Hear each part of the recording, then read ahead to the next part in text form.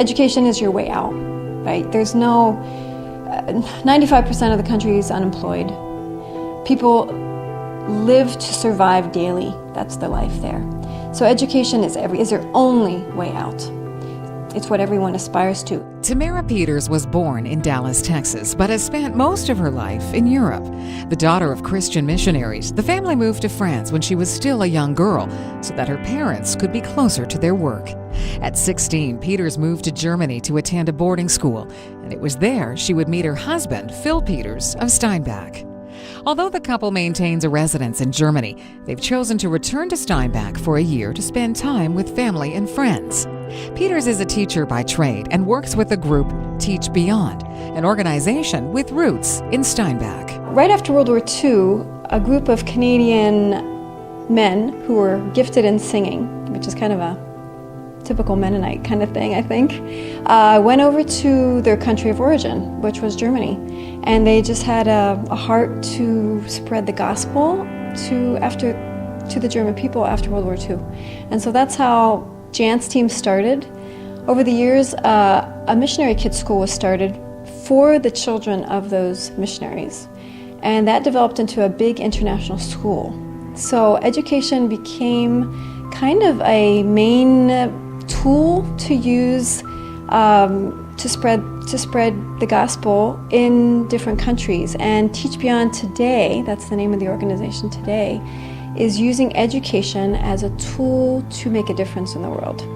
My work is to help start schools in some of the unreached countries, places that are where most people don't go, and where there's a real need for Christian value-based education. Although Peters' work has taken her to countries all over the world, her current project focuses on the educational needs in the Democratic Republic of the Congo in Africa. I mean, we determine where we go, usually by invitation. And so it could be a church, or it could be just a group of parents who want to start a school. And we will do an assessment, a needs assessment, and evaluate whether we go in or not.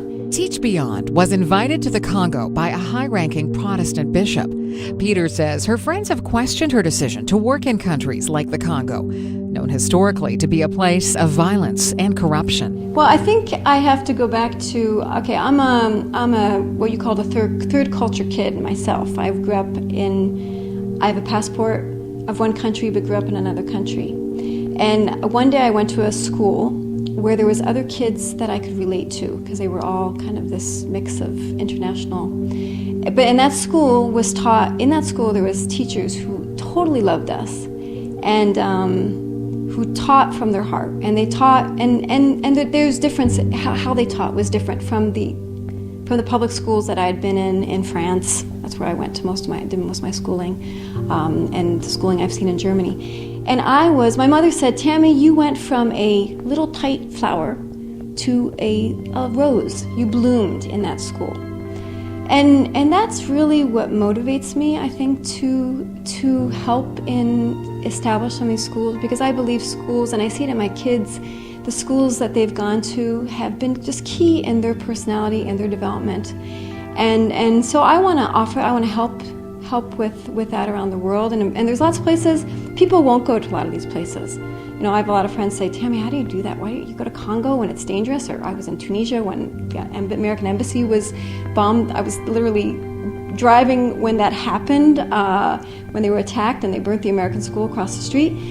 But I guess because I'm used to different cultures, I put it in perspective, that it's not that scary. People are people. It's all about relationships. It's all about, people are the same. They're usually good at heart. They usually want to help others. And that motivates me, because when I go there and I meet them, then the project takes perspective, and then it's not about, getting this building built, or it's about offering something that's good. And that's why I like to do that. And I see the change. I see the change it's made in me. I see the change it's made in my kids.